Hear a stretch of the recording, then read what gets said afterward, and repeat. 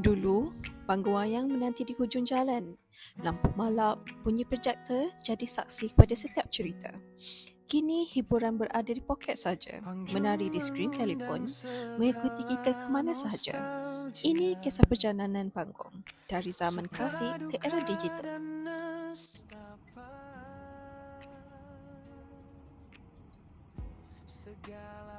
Lampu redup, aroma popcorn. Seluruh masyarakat di Malaysia pada zaman dahulu berkumpul bersama-sama hanya untuk nonton di panggung wayang.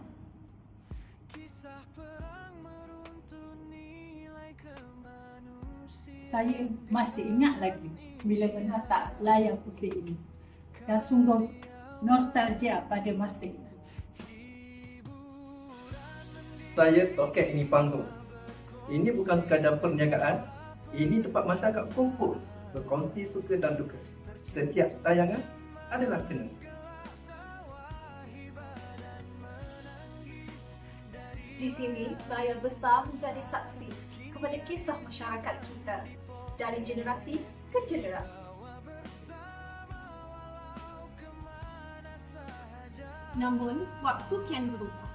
Kini, hiburan hanya dalam genggaman tangan saja, seperti komputer, iPad ataupun smartphone. Mudah, cepat.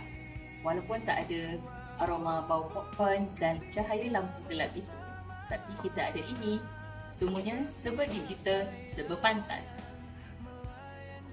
Perubahan ini bukan sekadar teknologi. Budaya, hiburan masyarakat telah berubah. Kenangan panggung tetap hidup, namun cara kita menikmatinya telah bergeser. Dari panggung ke poket, hiburan terus berkembang. Tetapi, kenangan terus hidup walaupun zaman ke zaman.